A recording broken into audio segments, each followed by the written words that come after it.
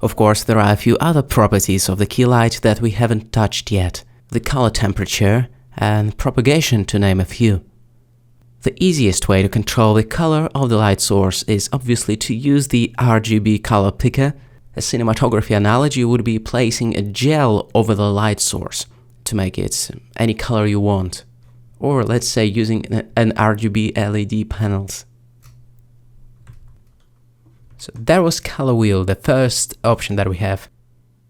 Alternatively, if you are in the mood of dealing with the color temperature directly, you can click the Use Nodes button and then this dot near the color and choose Black Body. The Black Body node converts the temperature in kelvins to the RGB data. Basically, this slider controls a type of radiation or light color emitted by a black body or light source when it's heated to a certain temperature. These temperatures are measured in Kelvin. The hotter the temperature, the more blue the light appears. The temperature of 5200 makes it look like a daylight. 6500 is slightly cooler than that. It's like an overcast daylight. So yeah, basically the higher the temperature, the bluer the color.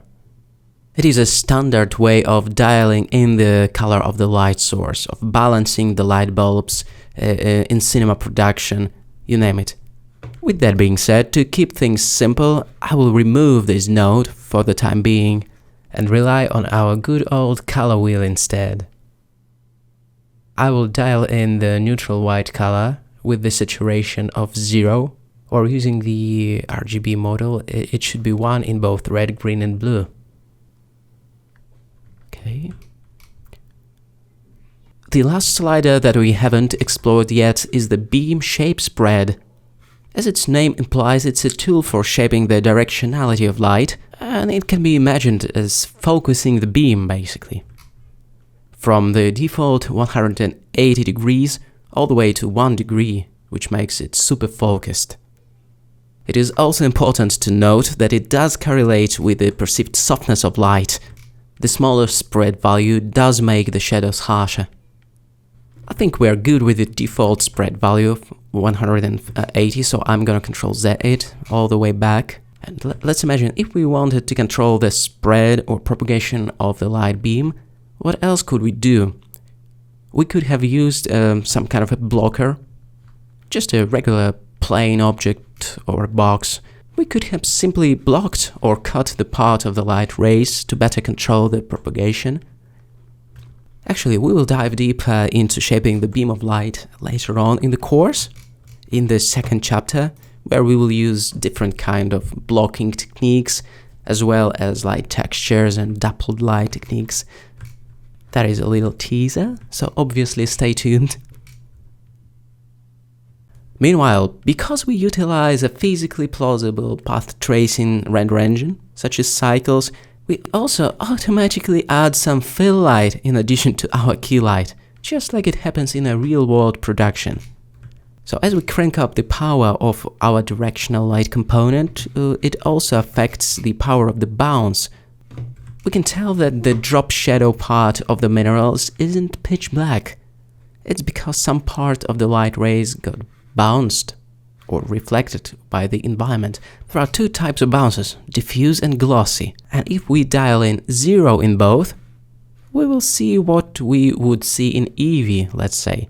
We would see the pitch black shadow.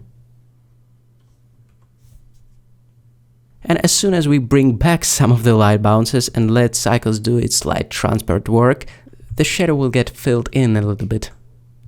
And it totally depends on the power of the light source. It works in proportion to the power of the key. I suppose it should be super intuitive and feel like home if you worked with physical light sources in production. And again, with no light bounces, it will look just like Eevee. So let's switch over to Eevee for a second, just for fun. To make it look indistinguishable from Cycles, the soft shadows in Eevee should be set to on, and then within the light settings tab, the contact shadows should be ticked. Otherwise, the shadows won't be precise enough. To double down on this, Cycles with 0 light bounces looks very similar to Eevee, but once the global illumination kicks in, Cycles path tracing gives us a nice fill in addition to the key light in the form of the indirect bounce. That being said, further down the line in the Monastery Dungeon chapter, to be exact, we'll discuss the global illumination methods for Eevee, namely its built-in irradiance map, as well as a real-time screen space global illumination, or SSGI. Consider this a quick teaser. Eevee is a great render engine after all, and it will get its time in the spotlight, no pun intended. Eevee is so cool, but still I'm gonna switch back to cycles in a moment. Personally, I love a physically realistic way the secondary light bounces are calculated in cycles. It's not that different from manipulating real light sources, and I think it just matches our learned expectation on realistic light transport, the secondary bounces specifically. It is a cool little effect that adds believability to everything, the photons bouncing around the scene and filling in the shadows. Well, not literally, but something like that. And the amount of the bounce light is again always in proportion to the amount of the directional light, and it makes the balancing of these two components really easy and intuitive. It's like a nice contrast ratio right out of the box. Okay, now I will dial back the power of our key lights to 3700 watts. Now everything about our main light feels right to me. We can start adding some detail, I think.